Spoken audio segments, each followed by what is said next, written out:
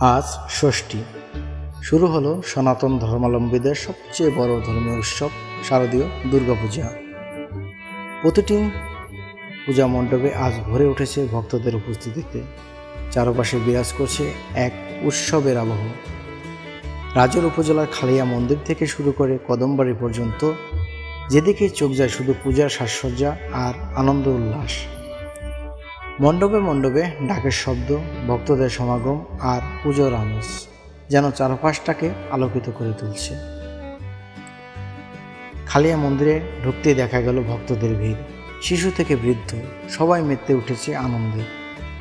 সেখানে দেবী দুর্গার সামনে প্রজ্বলিত হচ্ছে প্রদীপ, উচ্চারিত হচ্ছে মন্ত্রপাঠ।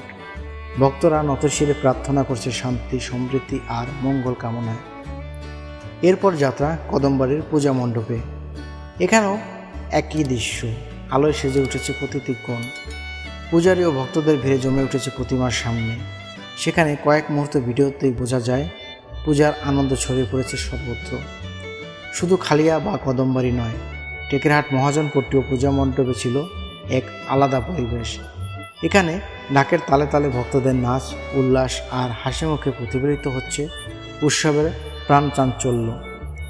বিশেষ করে ধনুচি নাচ যেন এক অন্যরকম আবহ তৈরি করেছে।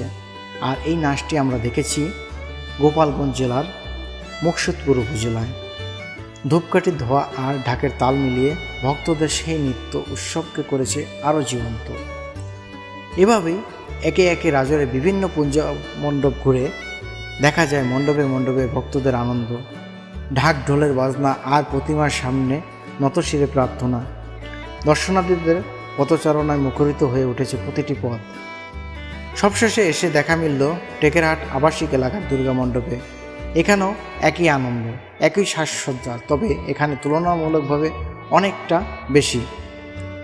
একই উৎসবের ছোঁয়া শিশু কিশোররা যেমন মেতে উঠেছে আলোকসজ্জা, তেমনি প্রবীণ ভক্তরাও একান্ত মনোযোগ অংশ নিয়েছে পূজার আনুষ্ঠানিকতায়। আজ ষষ্ঠী, কাল সপ্তমী, তারপর অষ্টমী আর নবমী, অবশেষে বিসর্জনের মধ্যে দিয়ে শেষ হবে এই মহোৎসব। তবে এরই মাঝে প্রতিটি দিনই হবে মিলন মেলা। ভক্তদের পথচারণায়, ঢাকের বাজনায়, ধনুচি নাচে আর আলো ঝলমলে মণ্ডপে মণ্ডপে ভরে উঠবে চারপাশ। রাজৈর খালিয়া থেকে কদমবাড়ি, টেকেরহাট মহাজনপট্টি থেকে আবাসিক এলাকা, প্রতিটি মণ্ডপেই এখন একই আমেজ, আর তা হলো শারদীয় দুর্গাপূজা। তো ভিডিওটি কেমন লাগলো অবশ্যই আমাদের কমেন্ট করে জানাবেন।